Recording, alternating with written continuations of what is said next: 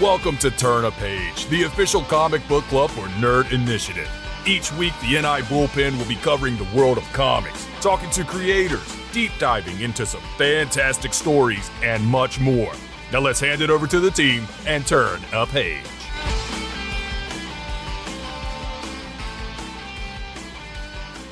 Welcome to a variant edition of Turn a Page, the official comic book club for Nerd Initiative. My name is Ken M. You know me as the host of the OD Page podcast, also editor-in-chief. Also to my left, you're right at home. It's in his contract. He has to do his own intro. Yeah, I'm actually live and direct, even though pre-recorded at the ODPH Studios. My name's Off the Cuff Tom.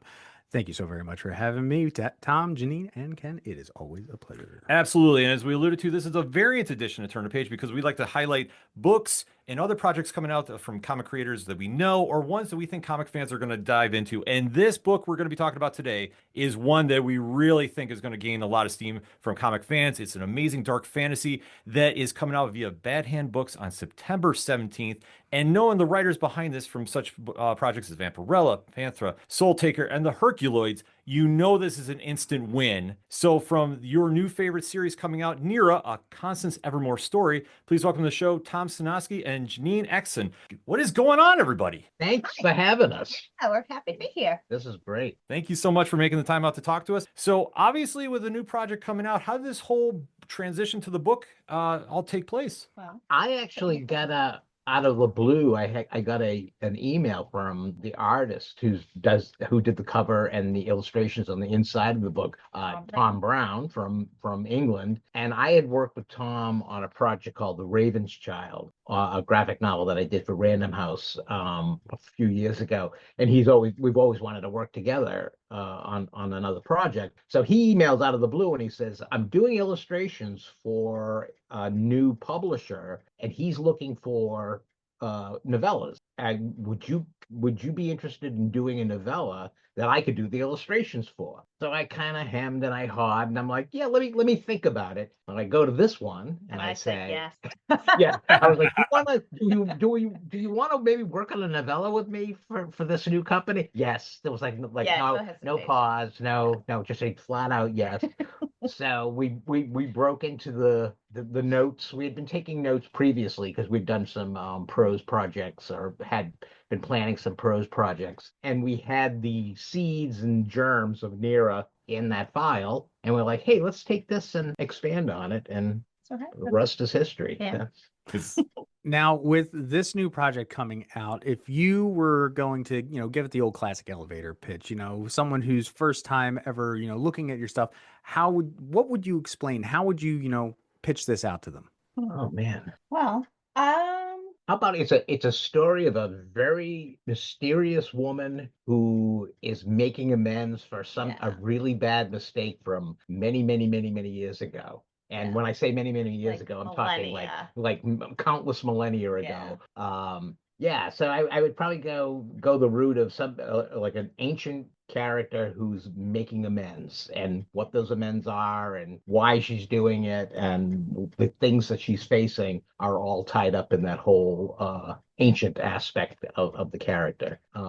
Best that I could do at the moment. No, it definitely works because it's a story of revenge and redemption, if you will, to from the sins past, and especially involving the dark fantasy aspects of what's going on, and especially in creating a new fantasy IP. What do you think are some of the do's and don'ts that you wanted to follow from the start? God. I think the interesting thing about dark fantasy, and I've done some dark fantasy novels in my past, is that it doesn't really matter all that much if something is vaguely familiar. It's all how you do it. So, like if you we have this kind of character who's been around forever. Oh, they already did that. Well, you know what? I think it's the writer's spin. So Jeannine and I put a spin on this character, Constance Evermore, that I think hasn't really been done before.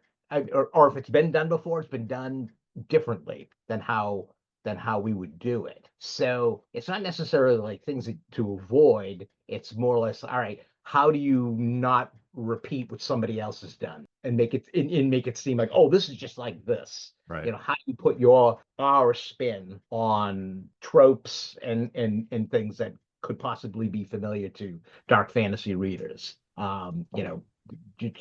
how do we put that little fresh spark into the material? And I hopefully we did it. No, I would definitely say you did. I mean, without spoiling anything, because we want everybody to go to the bookstores and go get this on September 17th. This is a book that, we talk about making up for the sins of the past. And there's a lot of elements, at least when I read it, that kind of had like the Dresden vibe feel, or even the Christopher Eggleston Doctor Who, minus all like the real heavy time travel such. But Yeah, it's somebody yeah. that's going through that, but it definitely has its own spin, its own feel to it. Like as you're going through Constance's story and kind of, weaving along with her as she's going about what she's has to do to kind of make up for the sins of the past. Like it's one of those books that really, I think, it catches you off guard, but you wind up getting caught up in it very quickly, which is always a great thing, I think, as a reader, that you really Yeah, get. and well, this is it's something that we, when you're writing something like that, you're like, I hope this is as much of a hook to them as it is to us. Yeah. So I think when we were writing that very first scene where we meet Harry, one of the characters in the story,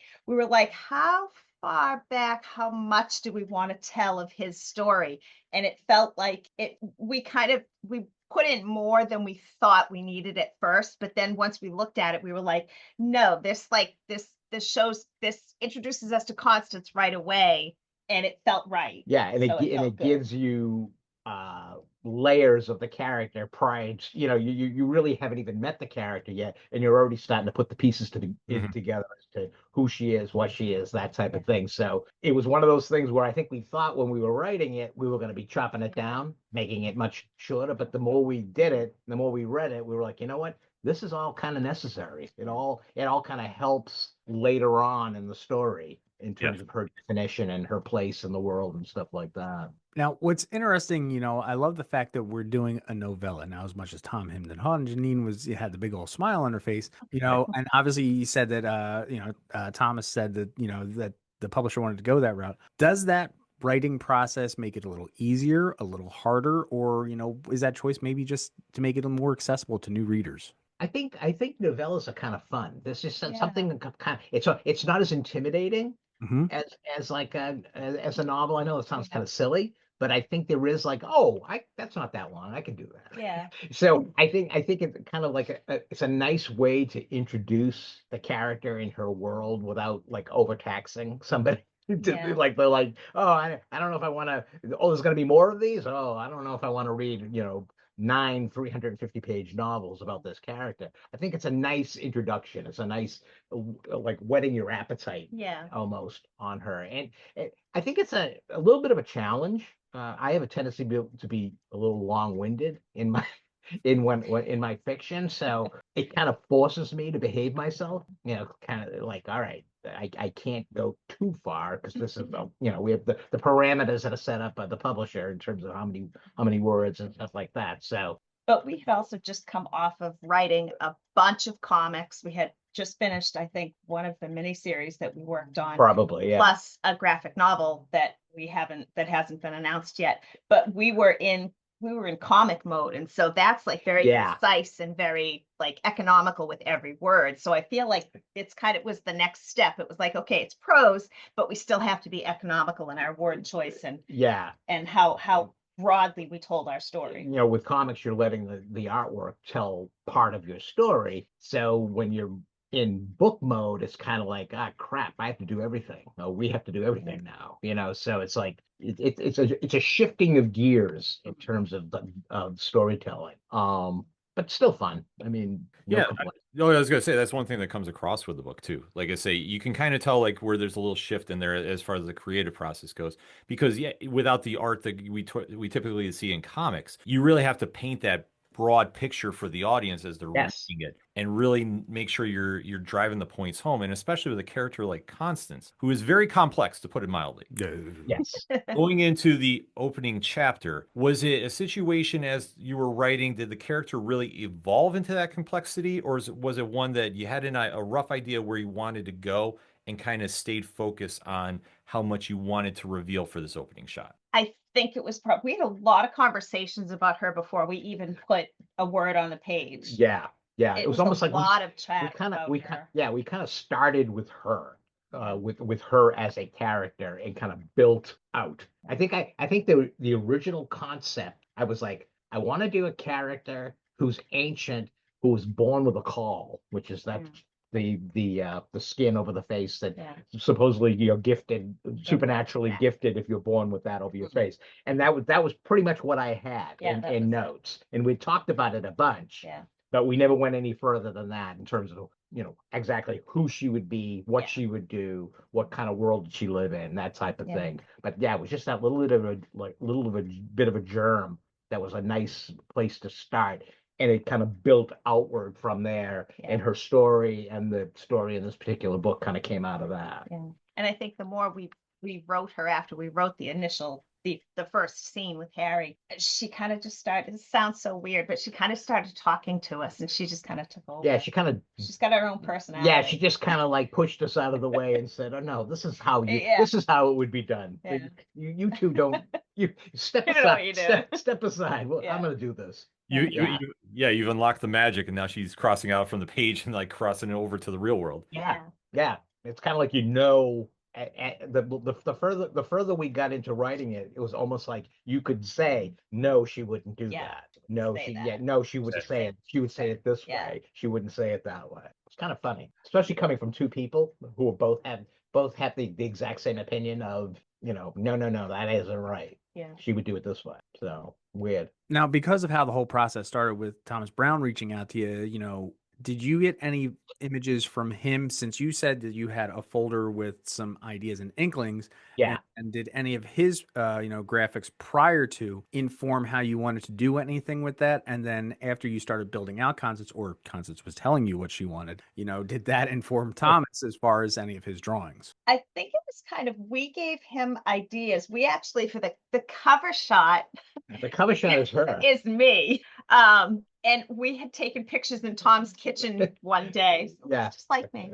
The gray hair and everything. But we kind of gave him just like small parameters, and then he just kind of because he kind of he worked a lot through our initial outline. So the outline that we gave to the folks at Bad Hand, he kind of used that and kind of just let himself. So we were seeing artwork, and I think we kind of would see something and go, "Oh, that's what it looks like." So we'd kind of, if we hadn't got there yet in the writing of the story, we kind of incorporated his visual at like Caw, the character Caw.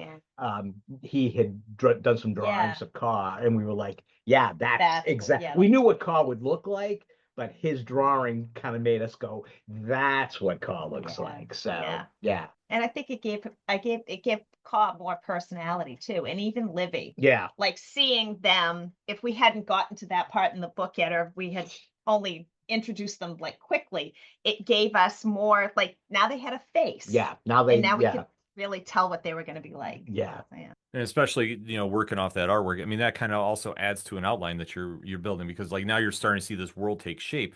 And especially in trying to world build too, like, because especially with the complexity of what's going on, did you see when you're in the creative process, was this more of a challenge than what you've done with comics per se? Or is this kind of more like, I want to say, familiar in the setup of what you're trying to do, like when you do a first issue? The thing with comics is with world building, I always find that, the writer has to do a certain amount of it, but I think the artist does a lot of the heavy lifting on world building, in terms of like, you give them something, and if hopefully you've inspired them enough that they give you something back. And I'd say 90% of the time of the comic stuff that we've done, you get the stuff back and you're like, "Oh wow, that's so much better than what I had in my head." You're hoping to inspire them to give you what you ask, but you hope it's even better than what you asked for. And Tom kind of was doing that with the Nira stuff that we were seeing. He'd like, we just get like this pencil sketch, like, "Oh, what do you think of this?" And it'd be like, "Oh, I never thought of it that way. Cool, So, and then we would kind of incorporate that into our. That happened with her room of her closet. Oh, like the war room? Yeah, her war room. Yeah. Like we got a drawing back and it was like, "Oh, we didn't think of it that stuff way. like that in there." We just had we just had shelves in a closet. Yeah. This is so much cooler looking than what we had. Yeah. And since the fact that, you mentioned that, in Dark Fantasy and when you're creating IP, that, you pull similar things or something. Yeah. Similar. What do you think really is that big key ingredient in that particular genre, that really just makes its mark, in both your opinions? I think, is from my opinion, having read tons of dark fantasy, especially around the time of like the Harry Dresden books and things like that. It's that character. It's the world may be cool and what's going on in the world may be cool, but if that character doesn't resonate with you in some way, if it doesn't speak to you some way, the series isn't half as fun. I think it's all about making sure you built that character into something that people want to see more stories with. I mean, I think that's true for any genre, really. Yeah, but I find the dark fantasy stuff, a lot of it from that time period, like I said, with the Dresden books and things like that, the writers like went out of their way to like really construct these fascinating characters that you couldn't wait till that next book came out. So, to get their next adventure. So I think it's really important to build your main character. Spend a lot of time developing her, thinking about her or him, and layering her and stuff like that. So yeah, that's my big thing, and it was always the thing that I would look for. Even when I was like haunting the bookstores and stuff, I'd pick one up. There was a ton of that stuff around the Dresden. Matter of fact, I wrote a series with a character named Remy Chandler, which was an angel private eye out of Boston. And that was a big ass focal point of, my objective when I sat down to write this series, is that I wanted people to like him and want to see more with him and get into him and his past and things like that. So yeah, he's all right. He's very good. He's no Constance. He's no Constance.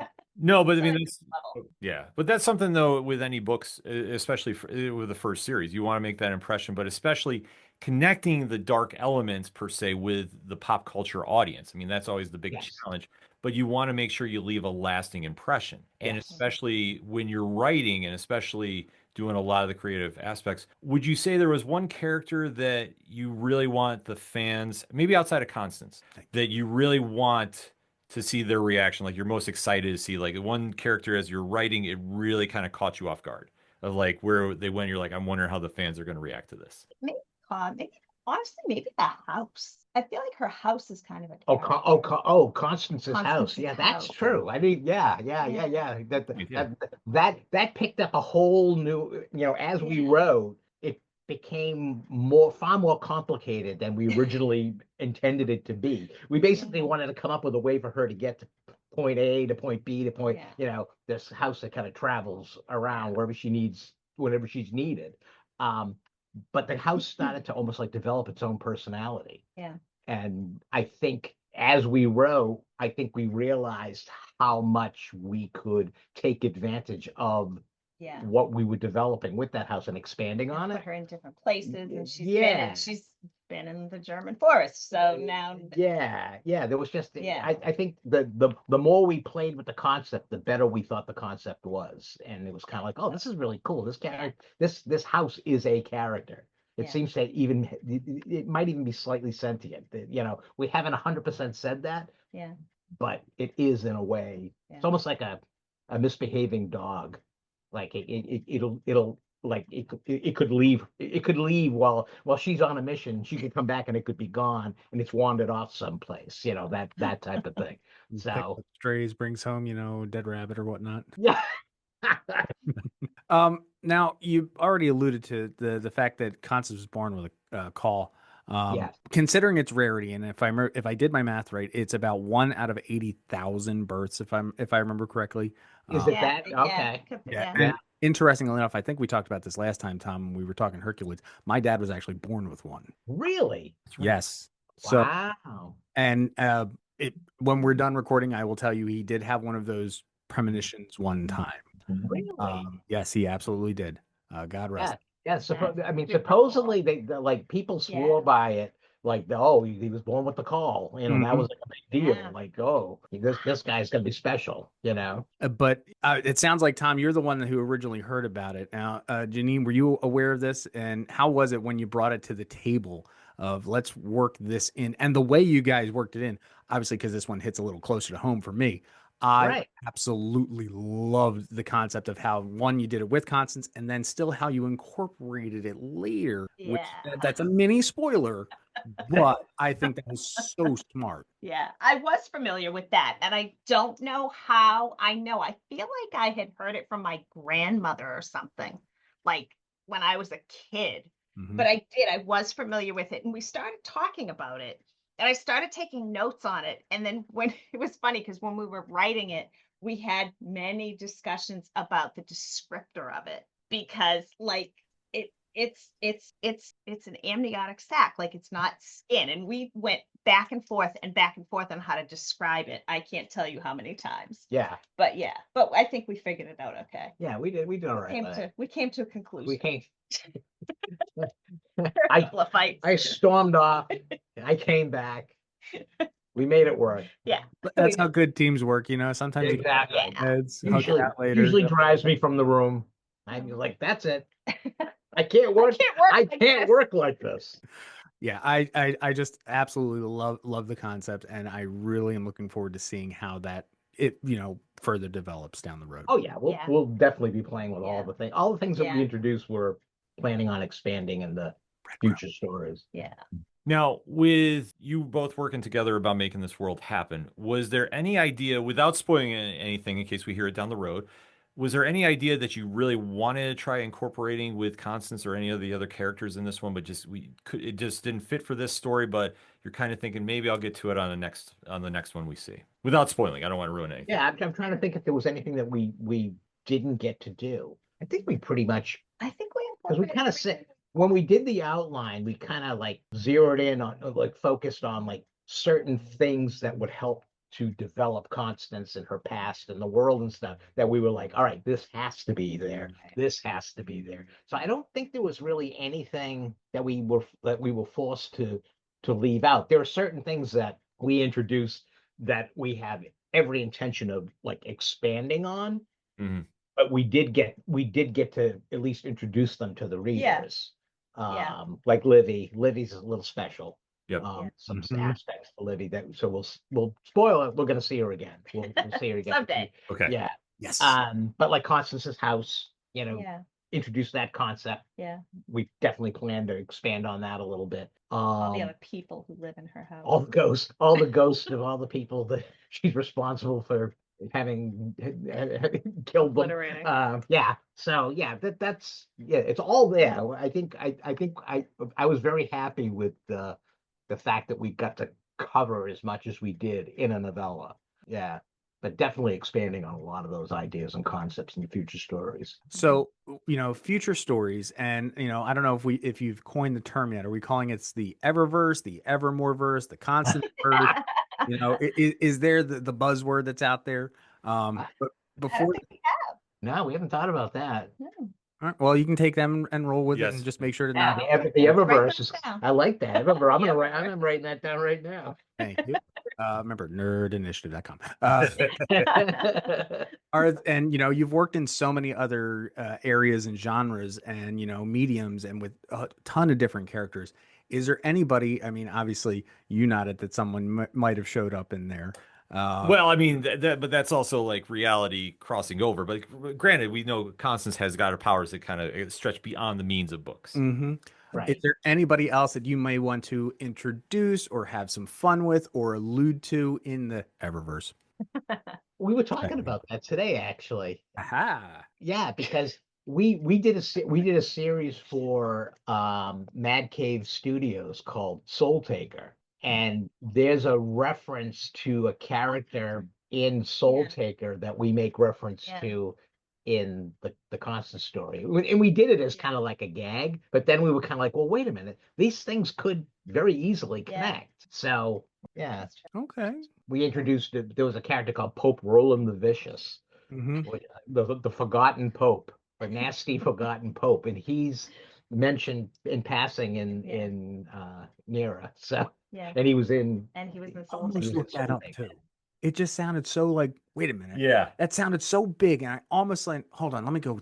I'll take it for what it's worth, and now I should have. But I mean, I'm trying to think of like anything. I mean, I'm sure that if we are at this long enough that we'll create characters that might show up, in the Constance stories or show up in their own stories or interact with Constance in a story.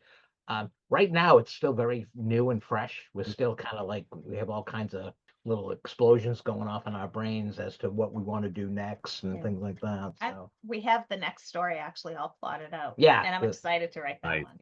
the next story is all plotted, but we have to write the new Grim Death novel with Mignola. We're doing new Grim Death stories with the same publisher, with Bad Hand. Okay.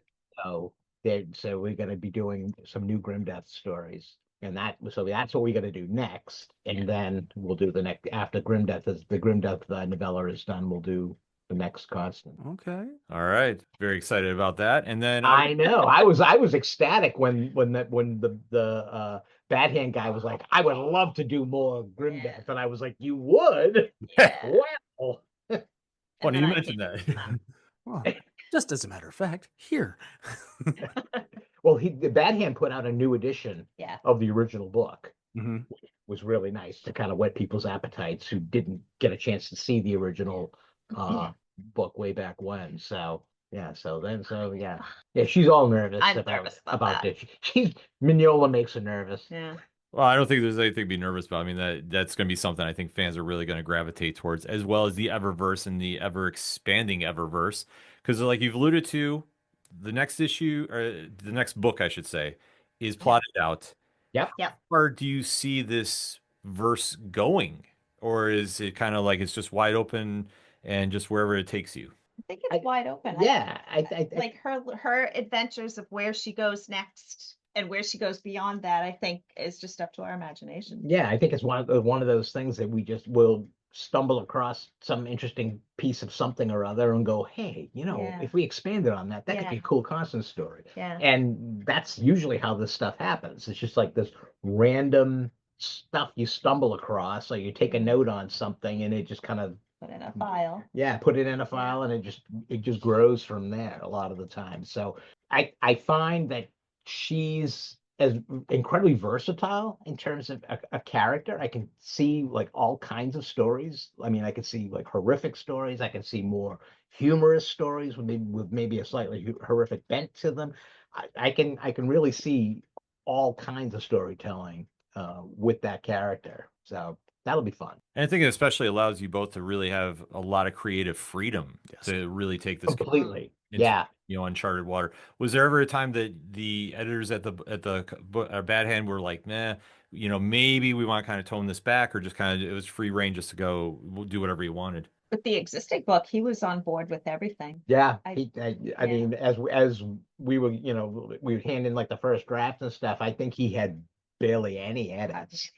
And now he was just perfectly happy with. Well, we had done a relatively detailed outline. Yeah. Mm-hmm. So he had a sense as to where this thing was going to go. He just didn't know how we were going to flesh it out. And I think we satisfied him. I think so. Yeah, in terms of what we gave, because he loved the outline. So hopefully he loved the book. I think he did. It's coming out, so I can't imagine he didn't care for it. Under his bed or I'm anything. gonna put this up, but I really didn't care Just for wait it. on that one. Yeah.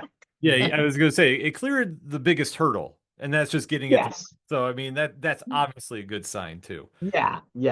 So I would definitely take that as a win, and especially when the book hits the shelves, on September 17th, that is going to be something, or 16th, I should say rather. That is why I think that this is really going to be something special for readers to check out, and especially too, I think for you both. If I'm not mistaken, this is the first novel you've worked on together since 2020. It's our first novella. Yeah. Yeah. It's our first published novella. Yeah, we wrote a novel during the pandemic. Okay. That was like the first thing that we ever worked on together. Baptism by Fire. The baptism and this was a lot of this stuff was really new to her. Yeah. So I was kind of like, hey, we're stuck in the house. So we worked over Zoom. And wrote a 500-page novel over the summer. Actually, I was teaching school. School got out in March. We started writing in May.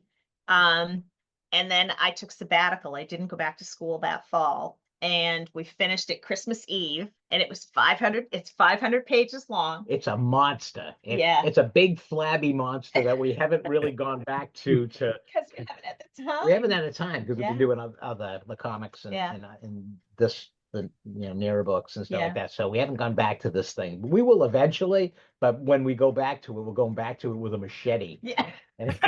Rebuild. Yeah, A couple of chainsaws, yeah, a hatchet. it needs some serious trimming. Yeah. Now, interestingly enough, you did say that, you worked on this during COVID. How exactly did your two superpowers combine? Like you said, you were teaching at the time. I believe it was seventh grade, if I'm correct. Yeah.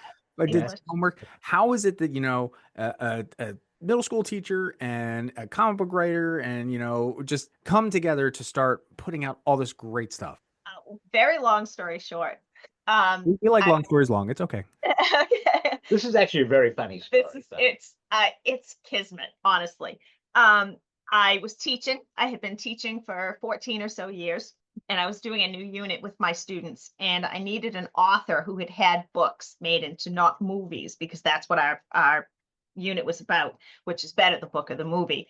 And I was with my colleagues one day, and I said, I went to high school with a guy who's an author, and he's had books made into movies. I'm gonna email him. So I was hopped up on sugar and coffee, and I emailed Tom, and I was like, "Hey, do you remember me?" Well, of course he did. Yeah, and I asked him. I was like, would you be interested? I know I've been following your career. Would you be interested in coming to talk to 300 seventh graders and about your books and movies and about being an author and which is better, books or movies? And he said yes. And we kept on talking and renewed our friendship. And then the pandemic hit. And right before that, I had been telling Tom that I'd been thinking about retiring because teaching was getting to be really challenging. And so about the same time, my husband and Tom both said, maybe you're supposed to be writing. Maybe that's the thing that you're going to do in your retirement. And so I did. And we started writing. The pandemic hit. We wrote the novel. Then he asked me to write comics.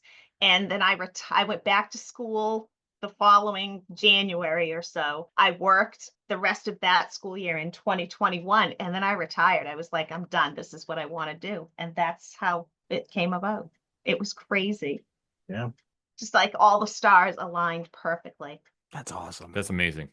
It's very cool. Yeah, we hadn't spoken in close to 40 years. It was like 38 years.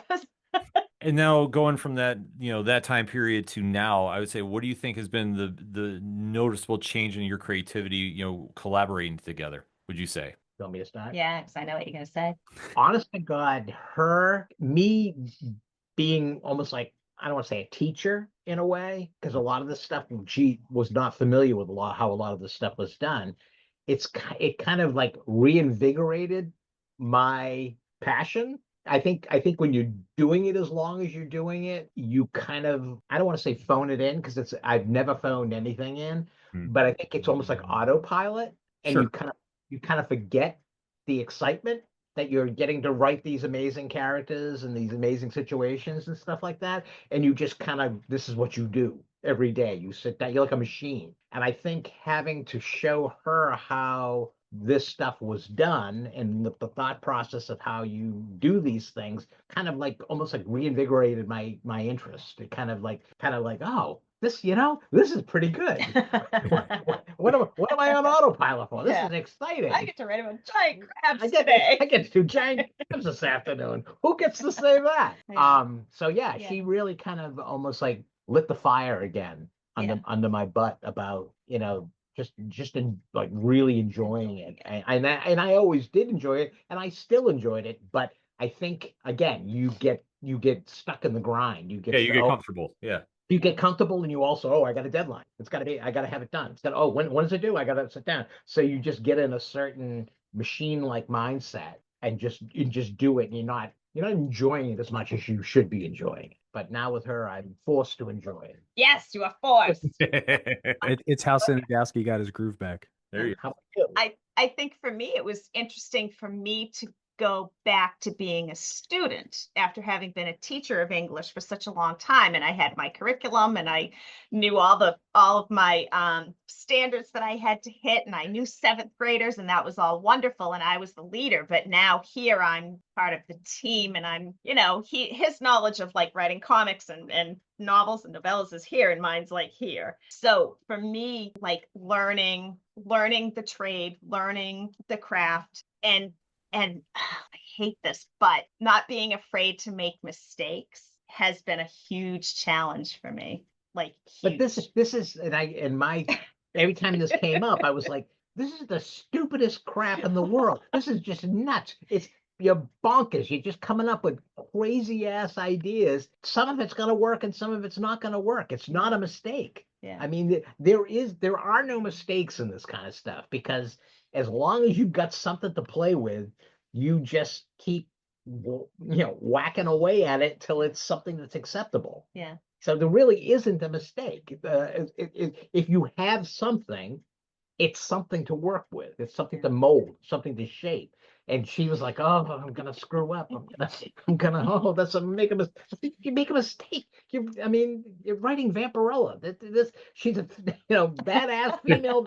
I mean, there's really not a lot of mistakes you can make. Yeah. I mean, not like I would let you make the mistake. So." Well, that just answered my next question. I was going to say, Jeannine, how exactly has your writing, has it gotten, braver? Have you, hit harder with that pen to the page?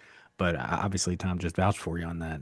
Yeah. I mean, I think I've gotten, so where I'm looking right. I've gotten to work on my own voice better. The first, we laughed about this actually just the other day, because I just finished a short story of my own and I'm making it into a chapbook, and that's fine.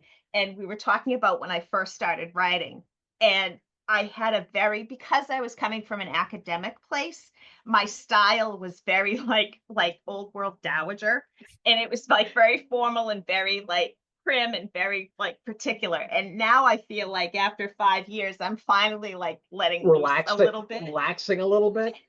Relax, but yeah, I feel like my voice is finally like evolving, and so yeah, that's been. I'd be like, "Hey, Dickens, shut what are you doing here?" So we should go back to her original stuff and like start reading it as Dame Maggie, Yeah. Yeah, some of it, I mean, it was fine, but no, none of it. I would never have allowed her to enter this sphere of insanity if I didn't think she was capable of handling it. Yeah. I mean, I would have just said, "Oh, keep at it, kid. Yeah, you go. Talk to you later." But yeah, I would never have introduced her to this nonsense if I didn't think you could handle it and enjoy it. Yeah, it's fun. And enjoy it. So I mean, that's half the battle. The enjoyment is half the battle. Mm-hmm. You have to be willing to kind of suck it up and say, "All right, this is how many things we have to get done this week? All right, let's go." Just see the whiteboard. Oh, yeah, we got a whiteboard over there that we walk by, we start crying when we walk by the way. We can relate. Yes, yeah. New comic book day, yes. Mm-hmm.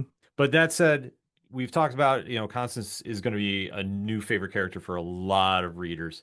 But who is your favorite dark fantasy characters of all time, whether it's TV, movies, books, and why? Can I go into comics for that? Sure, absolutely. Yeah. Any genre. John Constantine is my favorite. Yeah. Oh, the first time I'm actually really good friends with Steve Bissette, and I can remember him talking about this Constantine character, and I'm like, who are you even talking about? I was really young when I first met him, and he said, "Oh, he looks like Sting, but we can't say that because Sting might sue us." I remember even like the very first time that character appeared, I was kind of like, "Oh wow, he does look like Sting." Yeah, Constantine is probably yeah. I'll stick with the Sandman theme, and I think Sandman. Death. Oh, you the character of Death in Sandman. Yeah. She's pretty cool. She's pretty cool. Yeah.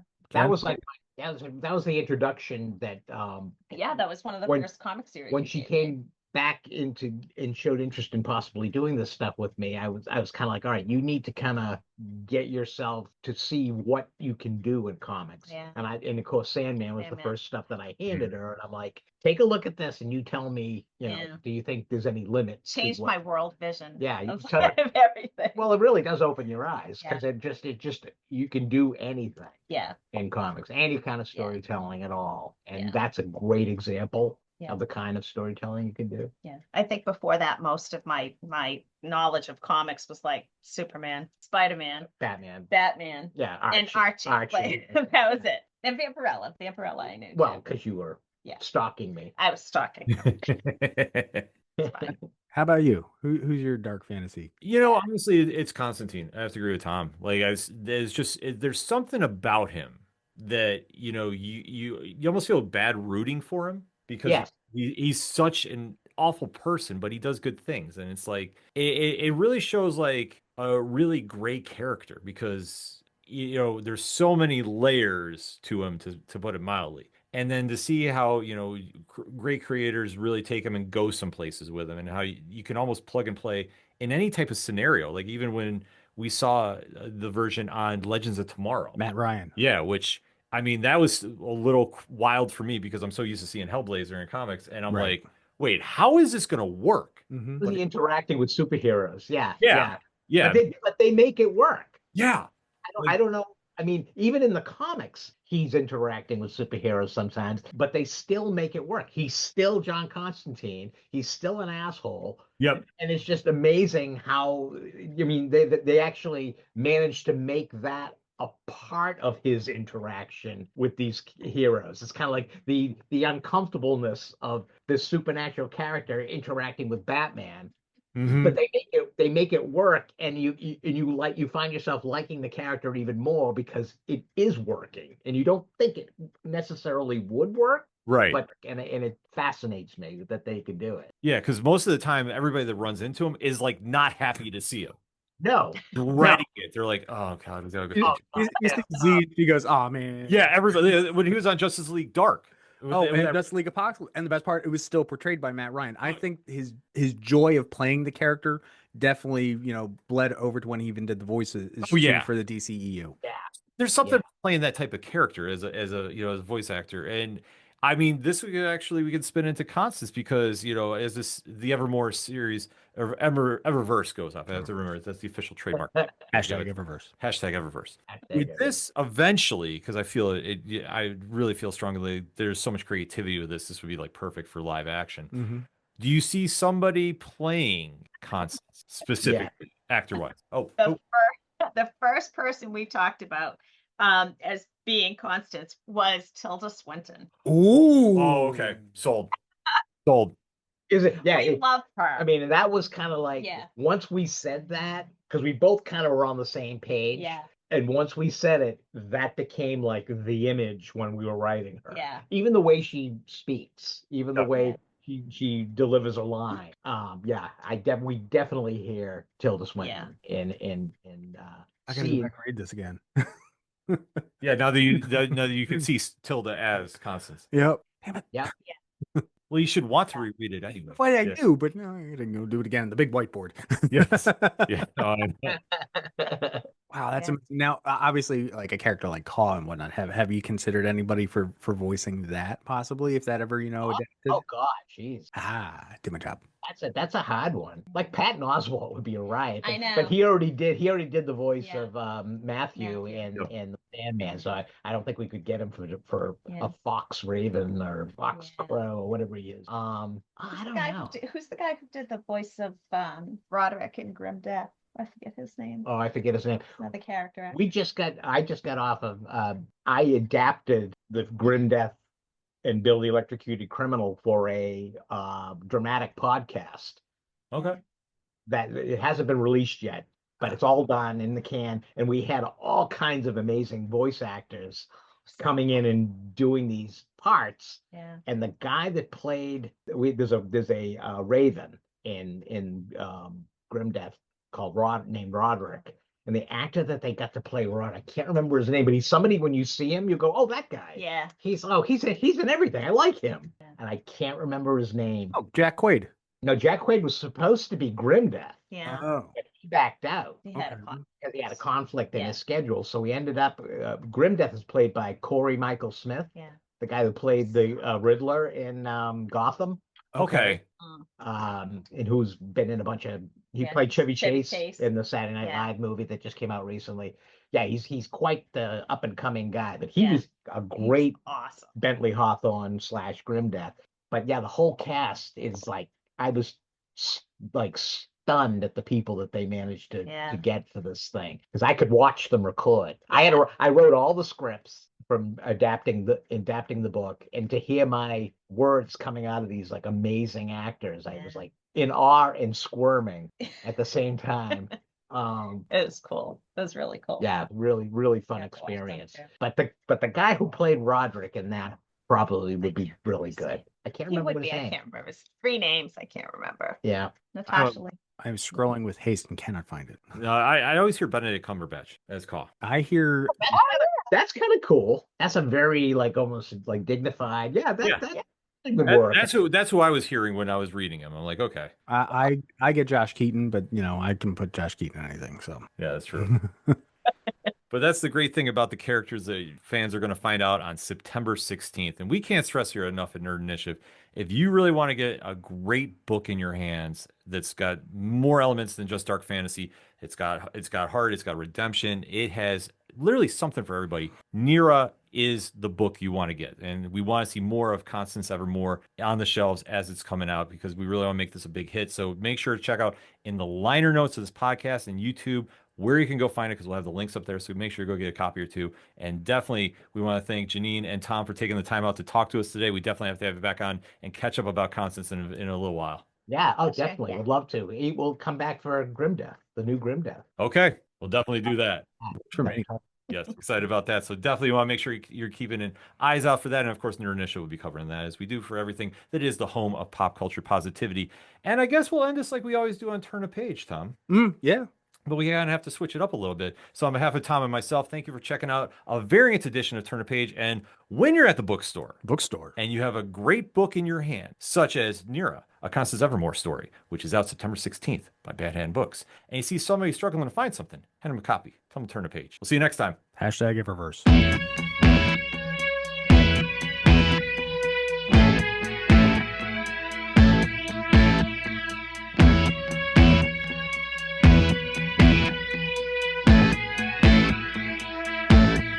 It's such waste of time, swiping left and swiping right on people you could know. 'Cause anyone who's worth a damn be worth way more than a picture could ever show. You could find the right light, find the right angle, and never find your soul.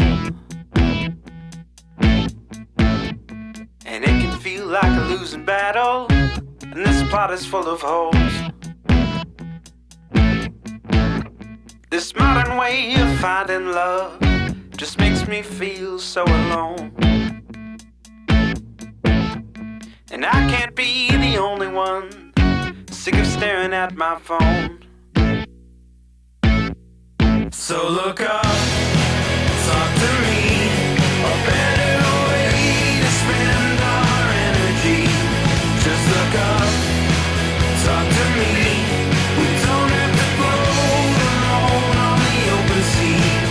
Don't know that I believe in the old time fable. Everyone has just one true love. All I know is you're across this table, and you're all I'm thinking of. So look up, talk to me, a better way to spend our energy. Just look up, talk to me. We don't have to float alone on the open sea. Ooh, talk to me.